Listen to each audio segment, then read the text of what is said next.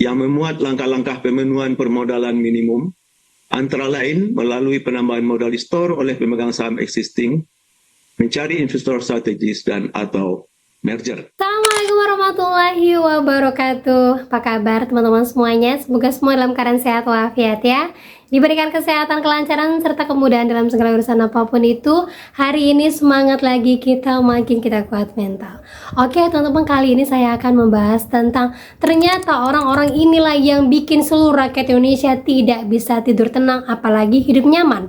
Nah, orang-orang apa saja itu dan bagaimana reaksi OJK kita akan bahas secara tuntas. Tapi sebelumnya saya harapkan kalian semuanya sudah subscribe channel ini agar channel terus berkembang dan dapat memberikan informasi terbaik buat kalian yang galbay. Oke teman-teman, ini dia buat kalian.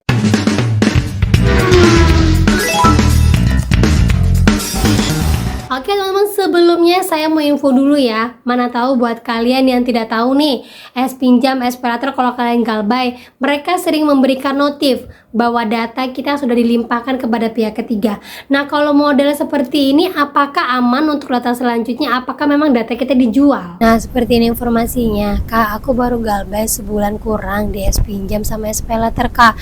Itu ada notifikasi di akun Shopee bahwa membagikan lokasi Anda kepada pihak ketiga. Maksudnya apa ya Kak? Mohon dijawab ya Kak, karena aku galbaynya juga belum ada sebulan. Begitulah informasinya teman-teman ya. Nah, itu udah teman-teman ya. Jadi yang seperti ini tuh hal biasa, yang mana memang data kita memang dialihkan kepada pihak ketiga untuk penagih. Nah, tinggal bagaimana pihak ketiga nanti apakah akan menurunkan DC lapangan atau tidak. Karena sejauh ini masih di wilayah Jabodetabek saja, itu pun hanya sedikit yang datangin DC, belum terlalu banyak.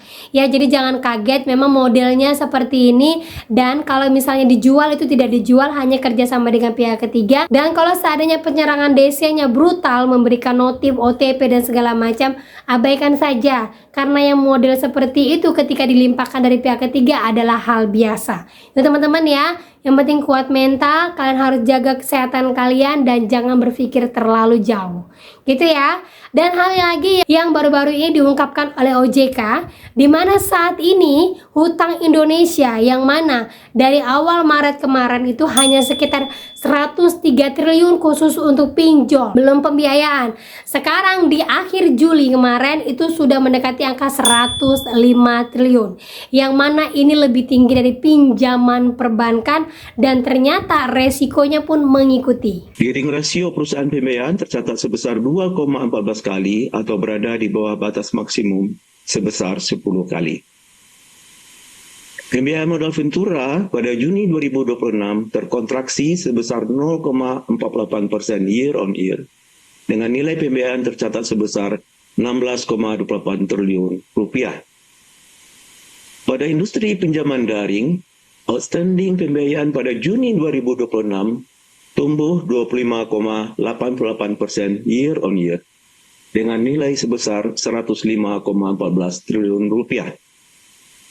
Tingkat risiko kredit macet secara agregat atau TWP 90 tercatat di posisi 4,26%. Ternyata dari keseluruhan rapat OJK ini ada kata-kata berubah yang mana untuk sanksi bagi pinjol-pinjol yang memang tidak memberikan modal usahanya, kemudian yang dikenakan sanksi berupa administrasi dan denda.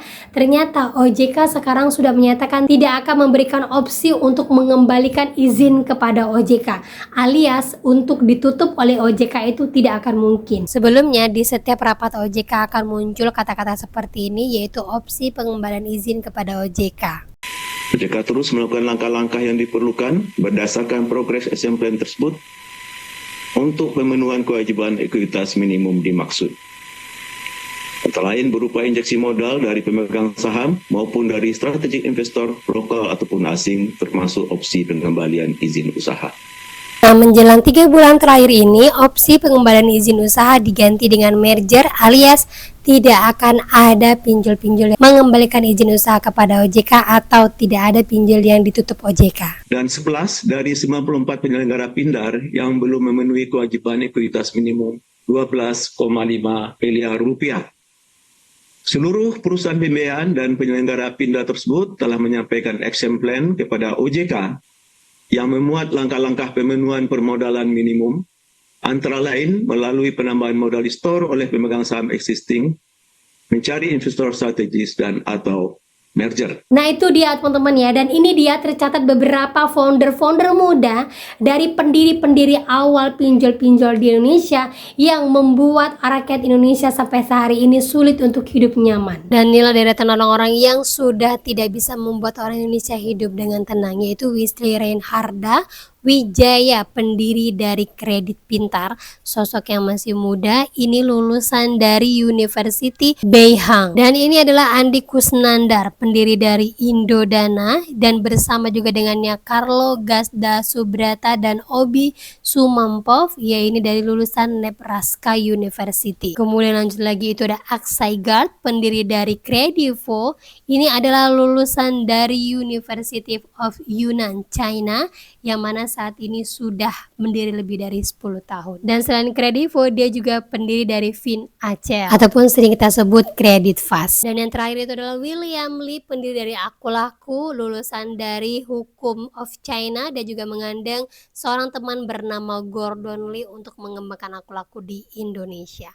Dan bagaimanakah respon OJK? OJK sangat senang sekali ketika ada para donatur dan investor luar masuk ke dalam Indonesia untuk mengembangkan pinjol. Nah itu dia teman-teman ya. Jadi buat teman-teman semuanya ingat, OJK sendiri saja sudah menyatakan bahwa mereka sekarang sudah mencabut opsi untuk pengembalian izin. Kalau tidak bisa memberikan modal, kalau masa juga disanksi, OJK dulunya memberikan izin bahwa akan memberikan opsi pencabutan usaha ataupun mengembalikan izin usaha. Tapi sekarang ini sudah tidak ada lagi, yang mana jelas sekali bahwa pinjol ini jelas dipelihara oleh negara karena pendapatan yang luar biasa, disitunya bergulir. Yang mana pinjaman di bank ini macet, maka pinjol inilah yang memang digerus sama pemerintah untuk mendapatkan pundi-pundi. Jadi ingat teman-teman semuanya, kita memang membutuhkan uang untuk hidup, tapi ingat, kalau memang sudah harus galbay saja, tidak ada pengikat tertentu untuk pinjol bahwa dia bisa menarik harta kita atau mempidanakan kita, tidak ada.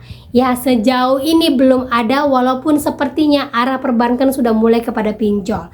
Nah kita akan update lagi buat teman-teman semuanya. Selagi masih aman jalankan, selagi masih belum ada uang tetap bertahan. Karena apa? Sekalipun galbay kalian di atas dari 1 tahun atau 3 tahun, 4 tahun, selagi kalian masih galbay, teror akan tetap ada. Kuncinya adalah tetap tenang, tetap santai, tidak akan terjadi apa-apa. Yang penting kalian tetap update informasi agar lebih tahu bahwa sekarang OJK sudah mengeluarkan A, sudah meresmikan B, dan sudah memperbarui C. Nah itulah gunanya kita saling sharing dan saling update. Gitu teman-teman ya.